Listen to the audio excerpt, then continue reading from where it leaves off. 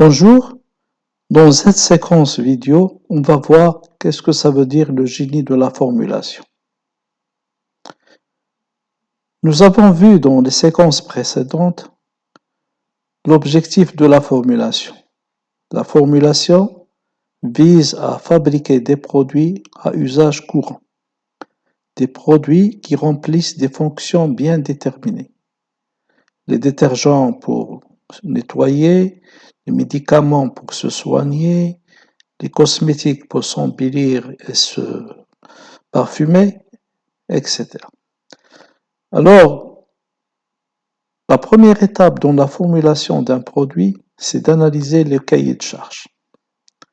Dans le cahier de charge, on définit les propriétés primaires et les propriétés secondaires de produits désirés. Donc, le choix des constituants repose sur une analyse de ce cahier de charge. Le choix de constituants se fait sur la base d'une expertise chimique et les plages des concentrations, bien des proportions molaires ou massiques des constituants reposent sur l'expertise de formulateur. Il y a des conditions de réglementation, des conditions de procédé, etc. Donc, le choix des constituants est la première étape. C'est l'expertise chimique. Une fois que les constituants sont choisis, il faut les mélanger. Comment on doit les mélanger? Ça nécessite un savoir-faire, une méthodologie et du matériel approprié.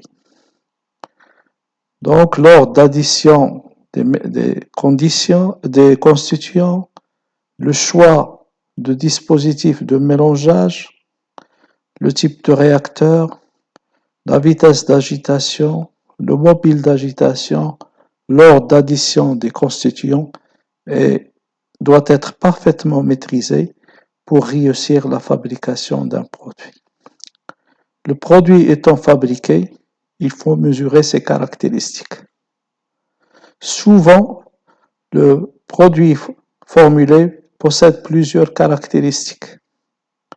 Ces caractéristiques sont mesurées avec différentes dimensions. Nous avons donné dans les séquences précédentes l'exemple de carreau céramique.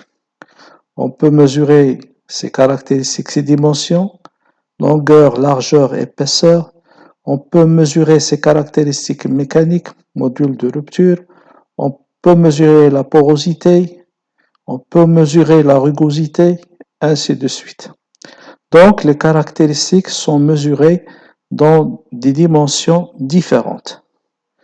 Alors, il faut les transformer en termes de désirabilité pour se prononcer sur la qualité finale du produit. Chaque caractéristique, on peut lui attribuer une désirabilité. Sa désirabilité est comprise entre 0 et 1. Quand on veut maximiser sa désirabilité, on doit lui affecter un coefficient W1 voisin de 1. S'il n'est pas il n'influe pas sur la qualité de produit, on peut minimiser cette désirabilité. La désirabilité globale est une moyenne géométrique de toutes les désirabilités. C'est-à-dire chaque désirabilité est affectée et pondérée par le coefficient W1, c'est-à-dire par la désirabilité qui lui est attribuée.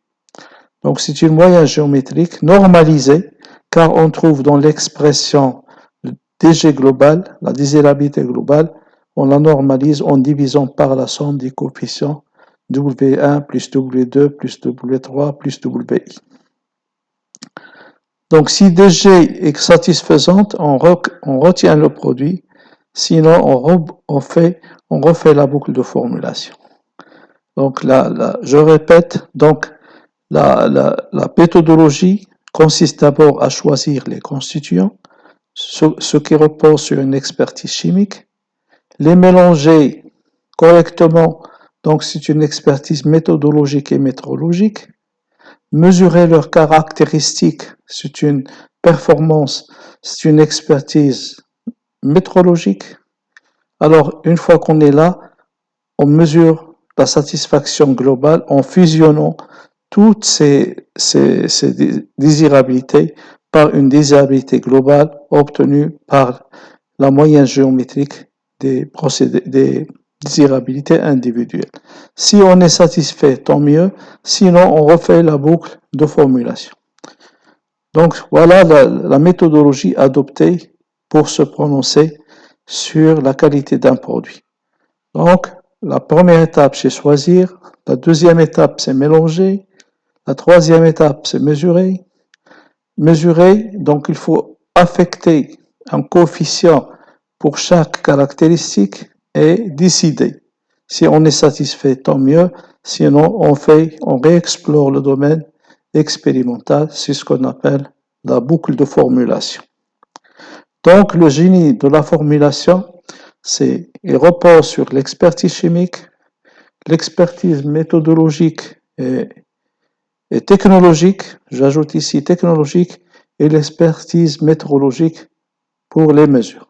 Ces trois éléments sont indissociables et constituent le cœur de génie de la formulation. On peut lui attribuer un troisième terme. Lorsqu'on fabrique le produit, il faut mesurer ses performances. Si par exemple on fabrique un détergent, on mesure ses caractéristiques, mais on va voir quel est son effet sur les substrats, sur les linges. Est-ce qu'il y a conservation de textiles? Est-ce qu'il y a élimination des taches? Est-ce qu'il y a... Donc, il faut mesurer toutes les performances de produits. Les mesures des performances est liée à la qualité de produit. Même chose si on fabrique un carreau céramique, il faut voir avec le temps, est-ce qu'il n'y a pas de retrait dans les dimensions de ce carreau céramique? Est-ce qu'il ne va pas casser? Est-ce qu'il n'y avait pas un ternissement de la couleur? Etc., etc.